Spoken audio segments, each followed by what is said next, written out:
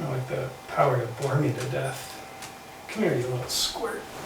Maybe you can add a little spice into my life. You're actually about the most boring dog I've ever seen.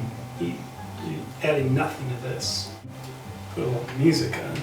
Maybe it can do something you can't. Where are you going? You think you're better than this?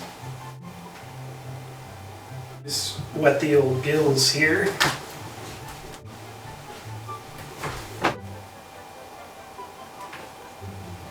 Maybe we'll just gander the old goose with another. Actually, third one's to forget the first two. Seriously, that's a real polar bear. It's in Russia. Hey, hey, hey! What you got to say? Money in the ghetto. Hollywood.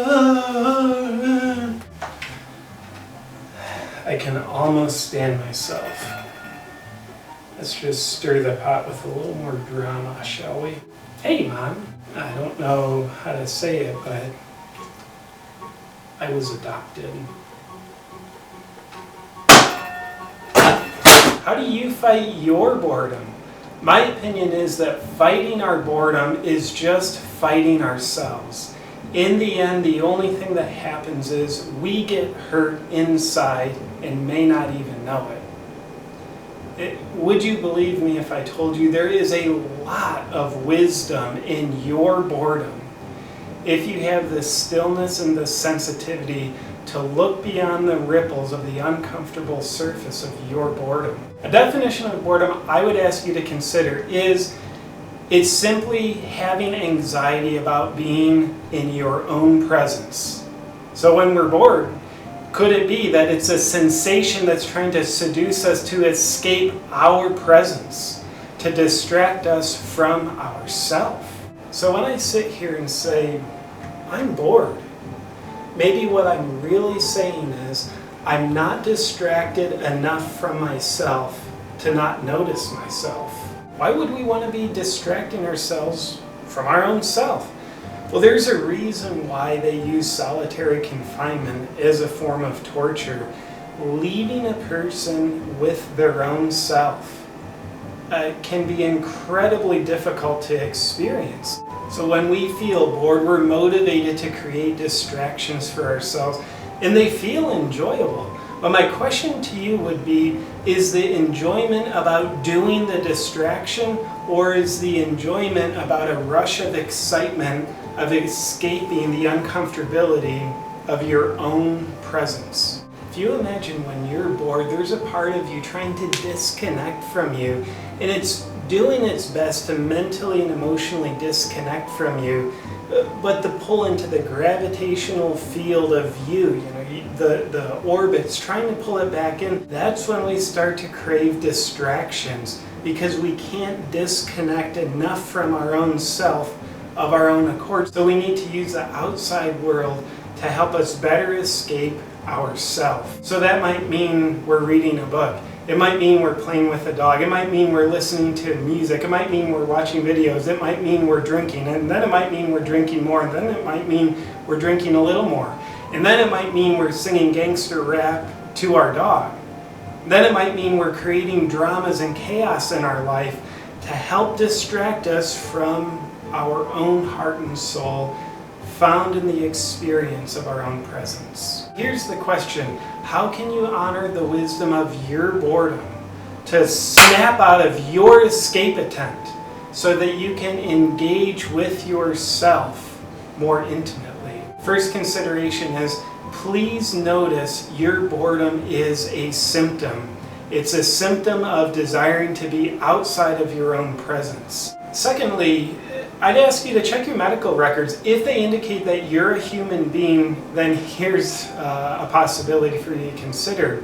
Allow yourself to be bored. Allow yourself to escape and disconnect from you. Be aware you're doing it, however.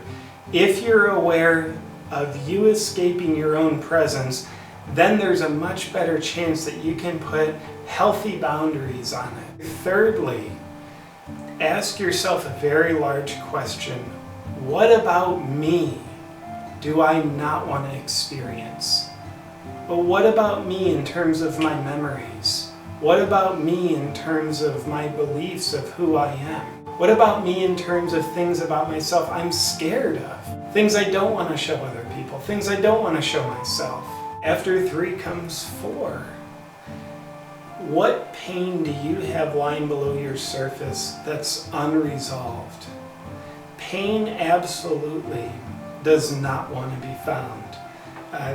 The moment we begin sniffing on its scent trail, if you will, that's a beautiful time that the pain creates the sensation of boredom. Get this conscious person the heck out of here because I don't want to be discovered, perhaps says the voice of our pain. So while our pain doesn't want to be discovered, it needs to be discovered. Or else we'll always be creating boredom scenarios so we distract ourselves from ourselves so we don't discover what doesn't want to be discovered, our hidden pain. Yet it needs to be discovered if we're ever to live a life of something greater than just relentless distractions. 5th and finally, I'd ask you to consider a conscious, deliberate diving into yourself on a regular basis. That might be having conversations of an inner nature.